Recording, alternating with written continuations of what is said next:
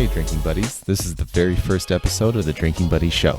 I'm your host, Frank Rodgers. In this episode, I'll introduce myself and Drinking Buddy, explain what Drinking Buddy is, and share details on our very first snack. If you like this show, be sure to subscribe and share it with a buddy. Let's get started.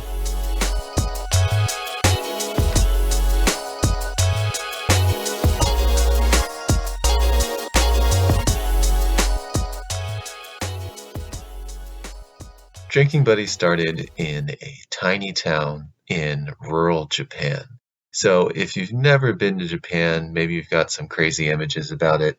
A lot of people seem to think it's either super far in the future or it's somehow stuck in the past. What I mean is some people imagine maybe they watched Gundam as a kid and they'll imagine giant robots and futuristic cities. Or there's other people that only associate it with things like ninja and geisha and samurai, things that haven't really existed for a couple hundred years, but they still think that's the way life is in Japan. Well, Japan now, it's just like any other country. You've got some beautiful countryside and you also have some amazing cities. I first went to Japan when I was 19 years old. I was an exchange student. I went to the University of Hawaii at Manoa. Shout out to all the UH grads. So in 2004, I headed to Japan with about 40 other students, and I did a homestay in Osaka, which is the second largest city in Japan. Most people are familiar with Tokyo. It would take you about 4 hours by bullet train heading south to get to Osaka. So think of Osaka as the Chicago to Tokyo being New York. I lived there for a year with my host family and went to school in the next prefecture over, which is Hyogo Prefecture, where Kobe is. So every day I was riding the train from Osaka to Kobe, studying language in the morning, studying culture and business and other subjects in the afternoon, and then the rest of the time hanging out with my friends and Japanese students, and of course with my host family. I really fell in love with Osaka when I was there. It's a fun city. It's not nearly as large as Tokyo, so it's a lot more approachable, especially if you're a foreigner. The trains were confusing at first, so I was really glad my host mother took me around there. But once you get the hang of that, it's really easy to get around. You can take the trains and subways everywhere. You can ride a bicycle, take a bus. There's just tons of public transportation. So never needed a car to go anywhere, and in fact, I don't think I rode in a car almost ever. I got to know downtown Osaka pretty well. I lived closer to the northern part, which is Umeda, but I would also go into the southern part of Osaka, which is called Minami. There's places like Namba and Amemura and other fun neighborhoods down there. So I got to know Osaka pretty well and definitely didn't want to leave. So I left in 2005, went back to Oahu to graduate from school, and already knew that I wanted to go back. So I looked into how I could do that. I had heard that you could teach English in Japan. So I started looking into programs. Of course, lots of people do JET. So if you've ever looked into it, there's the JET program, which a lot of my friends did. I decided to do a different route and did an English conversation school. There are tons of schools in Japan still where kids and adults will go in and study English conversation. So unlike in school where they have to formally study grammar and vocabulary and basically anything to help them pass English tests, this is an opportunity for them to actually practice speaking the language, which is not something they get very much. They have a lot of foreign teachers, native English speakers coming from all over the world to do that, and it's a really fun job. So I managed to get a job with Eon, which is still there now, and got my first job in 2007. So I graduated University of Hawaii in 2006. Then February 2007, I landed in Japan again. I wanted to be in Osaka, but as most English teachers know, you don't get to be in a big city usually when you first start teaching English because they really want to have native speakers head out to the countryside where the students will most likely not have another opportunity to meet somebody that isn't Japanese. So I ended up in Hiroshima Prefecture in a very small town called Mihara, and Spent a year there teaching English, made some good friends, and did, I guess, fairly well, good enough to be able to get a transfer. So I transferred back to Osaka Prefecture. This time I lived way down in the south. So anyone that's visited Osaka, you probably flew into Kansai Airport.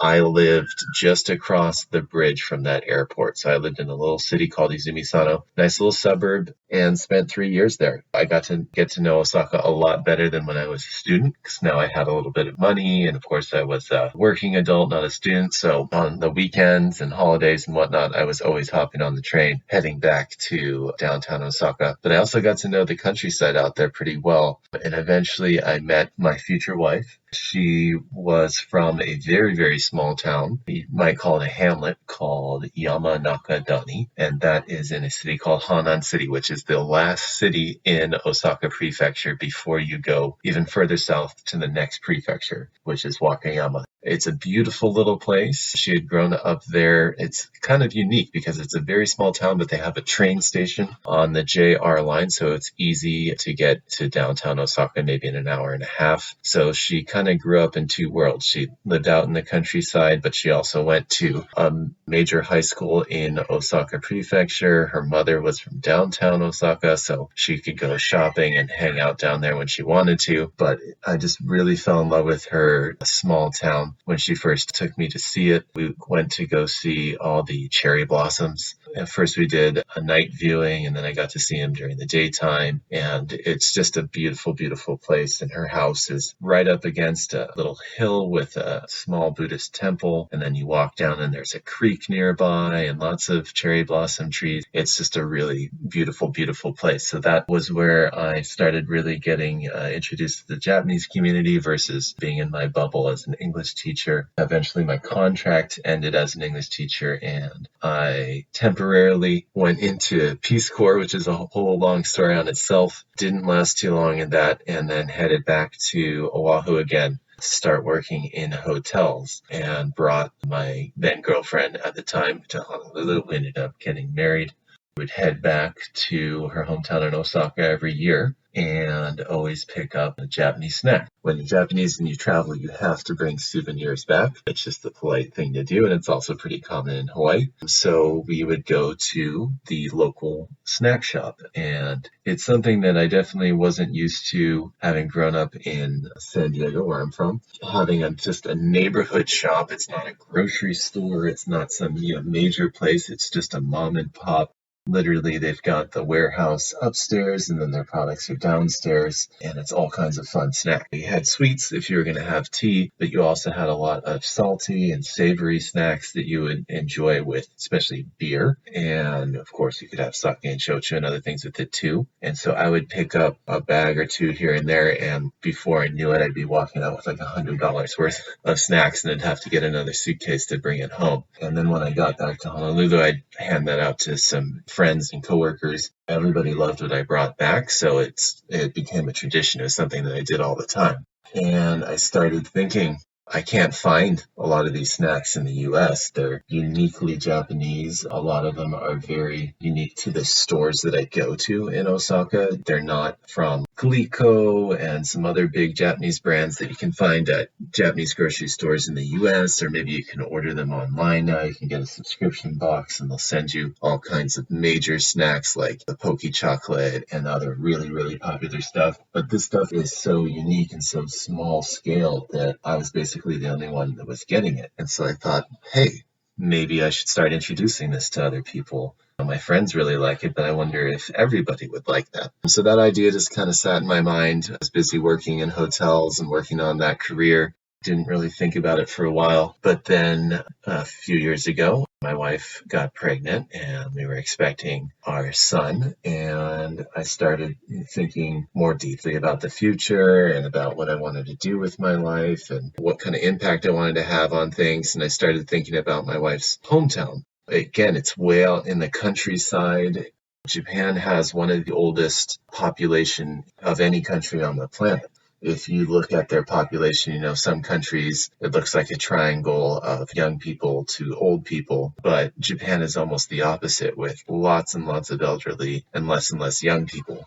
at a very low birth rate. And so what happens is all the young people move into the big cities like Osaka or Tokyo looking for work. They want to have a good job and a nice house, etc. And so they leave the countryside, they leave behind their parents and grandparents and start lives there and maybe live in the nearby suburbs, but they don't live in the countryside anymore. So the countryside ends up being a lot of elderly. They don't have enough care for them. There aren't enough family members around to take care of them. And the cities become strapped trying to pay for social services. They have national health care there, so the elderly are in the hospitals a lot. They might need help going grocery shopping, things like that, but there isn't enough help to go around. So in recent years, they've had a lot of trouble where you have these homes where people may have passed away and there's no relative nearby to take care of the home, so the home becomes dilapidated and abandoned. It's not desperate poverty. I mean, Japan's a fairly wealthy country, but it's just kind of the quiet poverty. You know, you drive around and there'll be nice houses, and then all of a sudden here's an abandoned house. And then you visit some public places like a library or a shopping center, and it's just a little bit worn down.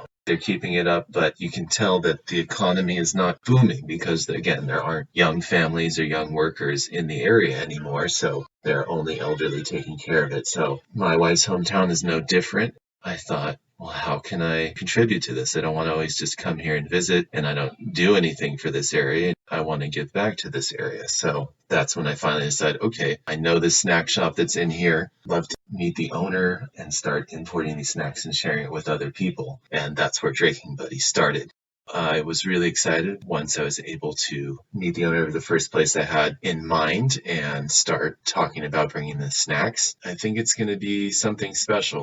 What is Drinking Buddy? It's sort of a play on words. So in Japanese, there is a term called sake no tomo. Sake no tomo means literally it goes with alcohol. So it's like something that pairs well with alcohol. So there's a lot of dishes and snacks that you would want to enjoy, just like you do wine pairing. So it's just food that really is enhanced by whatever you're enjoying with it. If there's something that just is perfectly matched with alcohol, you can also call it sake no tomo, but this time tomo doesn't mean it goes with, it actually means a friend, like tomodachi. So it's a friend of alcohol. It just pairs so well.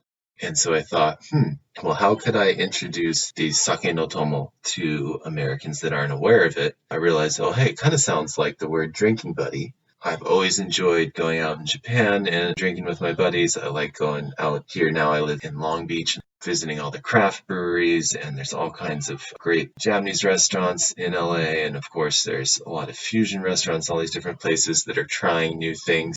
Just anything that's unique and local. And I thought maybe I can add to that. Maybe I can bring in these snacks that most people don't know about. Instead of everybody having the same snacks they always do, you go to a bar and they've got bar nuts and pretzels and just the usual fare that you'd expect, but maybe throw in some of these new snacks that I'm going to introduce.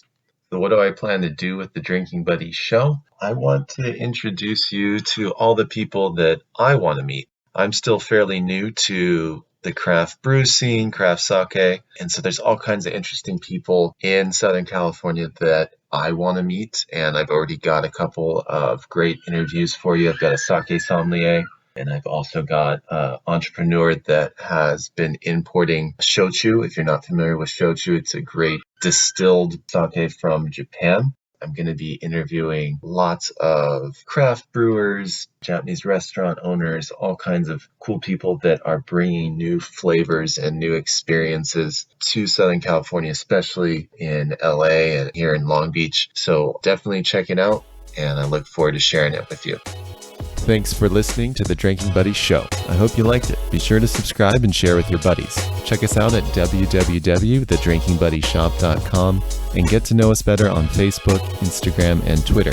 Take care and drink well.